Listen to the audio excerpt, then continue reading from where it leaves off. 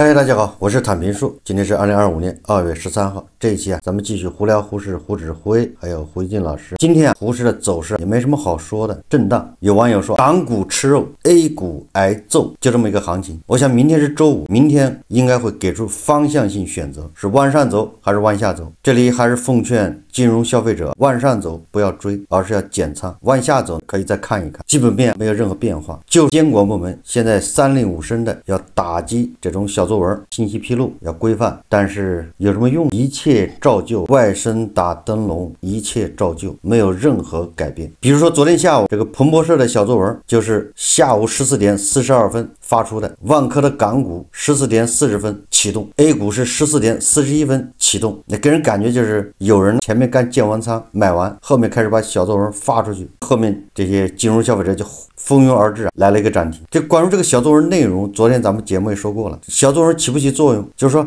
针对万科的这些传言，到底能不能救万科，这个咱们也分析过了，就不多说了。我们只说信息披露。万科作为一家 A 股和港股的上市公司，市场上有这样的传言，而且股价出现异动，居然不出来辟谣或者澄清，你说这叫什么事？那监管部门也是装聋作哑，这个时候蒙上眼睛，什么都没看见。你跟我说这样的市场，它要走牛市，那要害死多少人？谈得上规范吗？有规矩吗？赌场都有规矩。我们再看一家奇葩上市公司，叫荣盛石化。今天这个时代周报看到一篇文章，叫董秘哥哥等3人年前被北京警方带走，荣盛石化内幕交易案或有余波。我们看看这家奇葩公司，上市公司针对轰动一时的荣盛石化，就是002493案内幕交易案，证监会曾于2024年6月、11月披露5份行政处罚决定书，包括荣盛石化控股方浙江荣盛控股集团有限公司，叫荣盛控股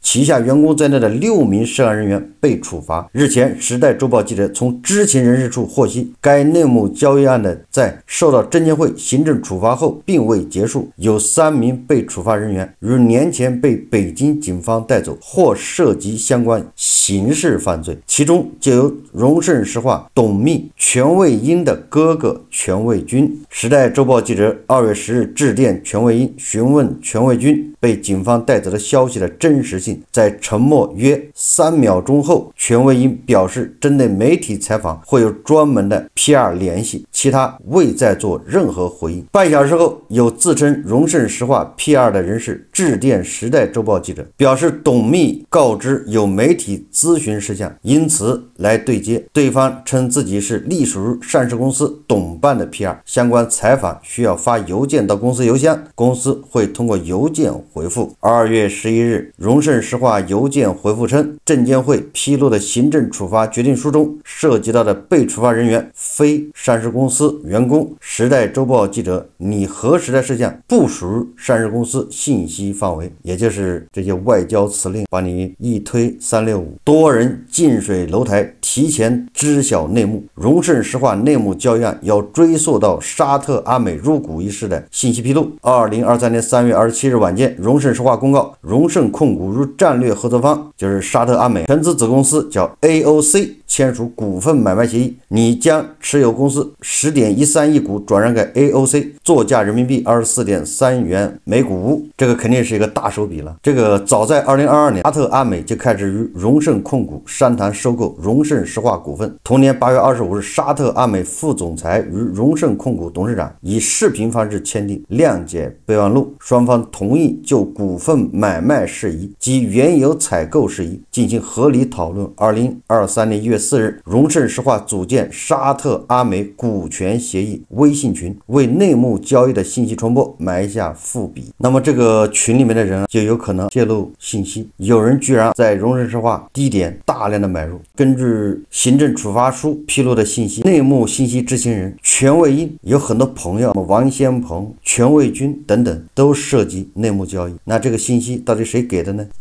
现在北京警方介入，那这个事可小不了，内幕交易罪这个跑不了，这是被查出来的。也就是说，他做的还不够隐蔽，还是太贪。得到消息之后，一定要最低点大量买入。如果他分散买，而且不在最低点买，离最低点有5%的距离，今天买个1万股，过2天之后再买个5万股，再卖出个1万股，这样把它伪装的更合理的一种散户交易，而且用的是非常远的，就是不是自己直系亲属的账户，八竿子打不着的一些账户，你去买，魔高一尺，道高一尺，魔高一丈。我说的是什么意思呢？也就是大量的内幕交易，你根本就查不出来，查出来的都是那些太贪的，都是好查的，最低点买入，最高点卖出，这么精准，让警方、让监管部门不怀疑都不行。就是你稍微掩盖遮掩一下，它都很难查出来。今天晚上有个大瓜，这个瓜不保熟，小道消息，花边新闻说，在某个社区平台看到某券商某部门总经理骚操作。甘肃某券商某部门总经理去年刚刚从浙江调过来，据说该老登是退伍军人，权力欲很旺盛，对下属女员工要求着装非常离谱，比如要求女员工戴丝巾，穿黑色尖头细高跟，还暗地里搞了一个小团队，围棋马首是瞻，通过小团队要求员工穿黑丝上班，甚至有一些员工配合奇葩老登穿着黑丝袜、尖头细跟鞋，要多风尘有多风尘。此外要求员工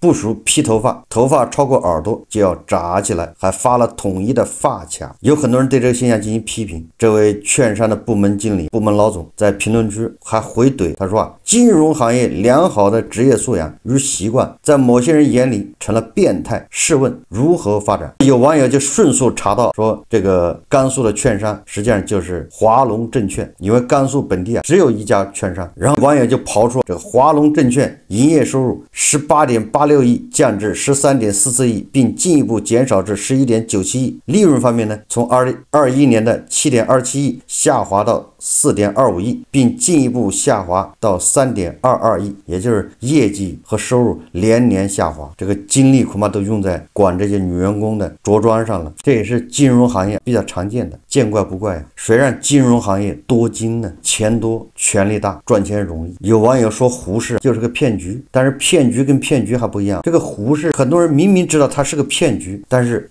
大家坚信不疑，总是抱着侥幸的心理，轮到自己那就不是骗局，都有这种心理。你看炒什么东南西北中发白，炒7个葫芦娃，还有炒什么 DeepSeek 概念股，这些上市公司就花了5000块钱充值，搞了一个 DeepSeek 接口，搞了一个本地的部署，就说我也是人工智能大模型，股价就翻1倍。难道这些金融消费者他不懂吗？他也知道这是骗局，但是有人就抱着侥幸心理，认为到自己这儿是例外，是特例，别人呢都是骗局，我这说不定就是真的。我记得有个故事，当然这是个梗，说80年代中期有一个江湖骗子到中原一个山区装神弄鬼行骗。他怎么行骗？因为那个山区农村消息闭塞，信息那人都比较这个蒙昧愚昧，所以这个骗子跑到那儿去，他坚称自己是唐三藏转世的活佛，专门度人间疾苦。关键是他那个有模有样，反复宣传自己就是唐僧转世。那当地人呢，慢慢的居然信了，而且越来越相信，深信不疑。所以红白喜事、开光、三藏都请他去，高僧大德啊。说这个骗子短短几年他就发了财。关键是村里面的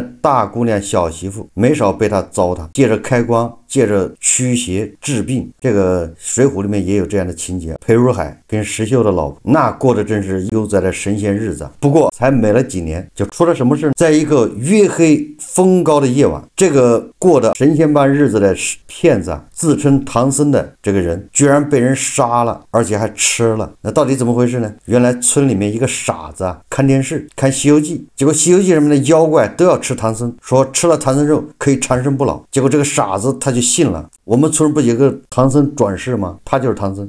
所以这个傻子拿起了杀猪刀。那天晚上，傻子就进了这个转世唐僧这个骗子他家。当时的情形可以说非常滑稽。这个骗子跪在傻子面前，求傻子放过，一遍又一遍，苦口婆心的说自己只是个凡人，只是想骗点钱，不是什么唐僧，千万别杀。但是这个傻子他根本就不信他的解释。傻子说：难道电视会骗人吗？难道全村的人都会骗我吗？大家都说你是神仙，你有什么好辩解的？我要长生不老。所以这个故事也挺有意思。骗子和傻子最大的区别就是，骗子说出来连自己都不相信的话，傻子们却还坚信不疑。这个故事套到胡适金融消费者身上正合适。那些炒作的人，那些庄，那些上市公司讲的那些故事，自己恐怕都不相信，但是偏偏有金融消费者深信不疑。所以这股价一涨，大股东第一个想的要减持呢，因为他自己都不相信，所以监管部门就不准他减持，但是人家要减持，你说这是？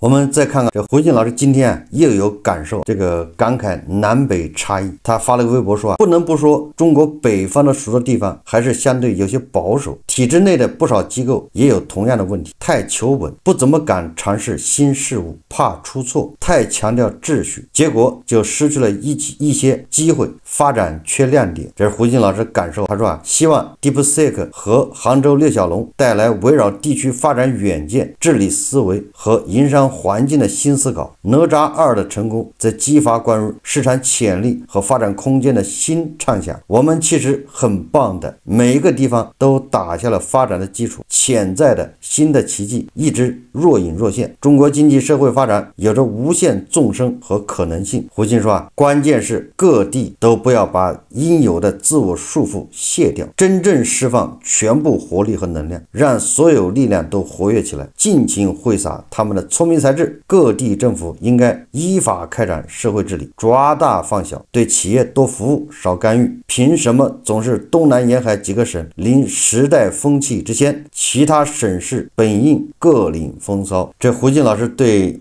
关于 DeepSeek 引起的各个省的这种反省评论，是不是越来越在点子上了？他这几天一直在评论，先是对江苏省政府的这种反省触发灵魂的这种追问，是非常感动，觉得政府都学会反思了，又是感动。后来又是什么，对吧？昨天他又发了个微博，今天的微博你看调子感觉有点正常了。怎么正常了？他说各地政府应该依法开展社会治理，抓大放小，对企业多服务，少干预。这个说的是对的，但是抓大放小也没有必要。什么叫大，什么叫小，什么叫抓大，什么叫放小？政府该不管的不要管，政府就做好服务，维护好秩序，依法治国。你不要干预企业搞什么，你也不要去规划，也不要去刺激，你做好服务，该来的自然就来了。做好服务就相当于你种梧桐树，筑巢引凤，你把窝做好了，凤凰自然会飞来。胡锦老师说凭什么总是东南沿海的几个省领时代风气之先？那这个也不是一蹴而就，这是30年改革开放慢慢积累的。你让西部，你让东北也出现这些高科技企业，你就有点难为他，因为人才不在哪，人才都往东南沿海、长三角、珠三角一线城市。那你说你指望着兰州，你指望着银川出来什么高科技企业，这也不现实，不容易，对吧？你指望着哈尔滨，你指望着沈阳出来什么哪吒2也不太容易。你人才不在哪，人才都在往，对吧？一线城市跑。就像全球来看，人才是往美国跑，这个不能否认。全球顶尖的人才都在想方设法到美国去，美国他自己也在培养，他全球掐尖儿，全球好的学生都愿意往美国跑，所以美国他在创新这一块、科技这块，他就走在前面，你很难追上。这跟人才有关系，跟人才流动有关系。你哪一年你到什么时候，如果全球的人才往中国来，那中国的科技它就会日新月异，全球的高科技人才削尖脑袋想移民到中国，那你说中国的科技它能不腾飞吗？还是人才？那人才往哪儿跑？决定人才往哪儿跑是什么？把这个想明白，政府要做这些事情，把这个想明白了之后，你把这条件达到了，人才自然就来了。有了人才再来资本，你怎么样做资本会来？有了人才有了资本，那就是干柴遇到烈火。但是有人不这么想，我们的维维老师他有不同的看法，大家看视频。我跟美国人都公开讲，我说我们给你面子，你是个超级大国，我们也叫你超级大国。但如果你挑战争的话，无论是南海还是台湾海峡，对不起，明天你就不是超级大国了。然后这美国国防部海军部门的报告，这是他们写的，中国今天的造船能力比美国大232倍，美国每年下水的船只的吨位是10万吨，中国是2320万吨，这个仗你怎么打？这个数据还是3年前的数据，现在比这个还要高。所以一旦你没有工业能力的时候，你过去打伊拉克啊、阿富汗啊这些小国，他也打不赢啊。对付恐怖主义等等，你要跟大国有核武器大国打仗，开国际玩笑。我跟美国人都公开讲，我说我们给你面子，你是个超级大国，我们也叫你超级大国。但如果你挑战争的话，无论是南海还是台湾海峡，对不起，明天你就不是超级大国了。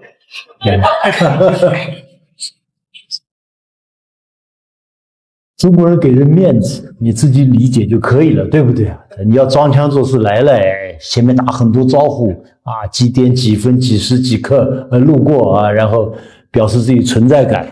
但是如果你真的要挑衅，那对不起，你看我们前年美国包括佩洛西议长访问台湾，我们对台湾岛实行军事封锁，我们说美国的战舰必须离开1000海里还是多少，他就在那个外边。美国人很听话的，老老实实的，就这样的。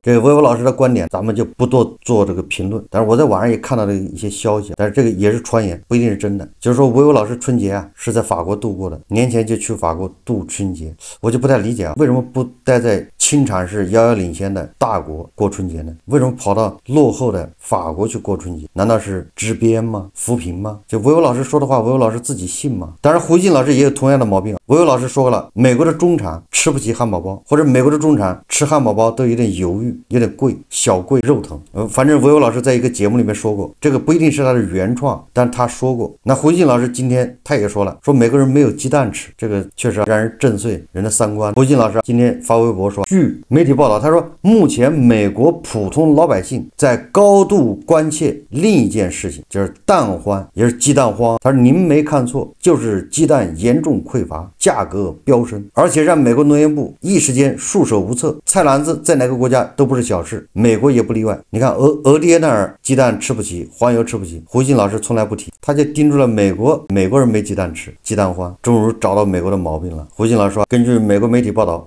说鸡蛋批发价已突破历史最高水平。在零售市场，根据劳工统计局的数据，短短12个月，大号 A 鸡蛋价格从去年1月的每打2.52美元涨至年底的4.15美元，涨幅高达 65%。 4.15美元是多少钱呢？就是30块钱，30块钱12个鸡蛋，在美的那儿贵吗？如果因为这个鸡蛋跟鸡蛋不一样，我们假设中美两国的鸡蛋是一样的，那在美国卖3块钱一个，不到3块嘛，应该是2.5块人民币一个。国内的散养的鸡蛋，不是散养鸡蛋，养殖场的鸡蛋应该是在1块钱一个左右，有的稍微贵一点，那就一般的不超过1块5。实际上美国鸡蛋涨了 65%， 比咱们也贵不了多少。怎么到了胡静老师这儿，美国人吃鸡蛋也是个问题了？西雅图和宾夕法尼亚州甚至出现了鸡蛋盗窃案。几天前，在宾夕法尼亚州中南部的配送车上，10万个价值4万多美元的有机鸡蛋被盗。你要知道4万美元呢，这个它是个案子，那跟鸡蛋有什么关系？那案值比较大，人家愿意偷。胡静老师说啊，美国网友也在社交媒体上纷纷表达他们的愤怒。一位网友在 X 上发帖说，自从这个骗子当选第47任总统以来，汽油价格每加仑上涨了 0.7美元，而鸡蛋价格却上涨了3倍。该帖子有接近8.7万转赞评。还有个网友说，既然你们一直在重新命名，我们能不能把鸡蛋重新命名为特朗普加密币，这样他们的价格就会下降，谢谢。胡静老师真的是吃饱了撑的，他不关心那些2000年、2020年、2021年就买房的那些韭菜，按揭贷款还不起，失业要跳楼，这些他看不见，或者他认为这是活该，对吧？他不关心那些失业的35岁找不到工作的码农，他关心美国人吃不起鸡蛋。就是胡静老师他到底是看笑话，还是说真的关心美国人民美帝？如果要看笑话，那恐怕也得失望。如果是关心美帝人民生活，那就更是问题了。一个连自己的同胞都不关心的人，他关心起美帝人民的生活，那你说这叫什么事？胡静把他的精力多放在国内民生上面，不要看美国人吃得起吃不起鸡蛋，买得起汉堡包，人家不行，美国政府可以发钱呢，你敢发钱吗？这叫咸吃萝卜淡操心。胡静老师他更应该关心胡适的那些韭菜，那些小散还在被骗得如痴如醉，他不管这些，他关心人美国人鸡蛋，真是闲得蛋疼。好，这期节目我们就聊到这里，感谢大家收看。如果喜欢我的节目，欢迎订阅转发，也可以在下方留言评论，谢谢大家。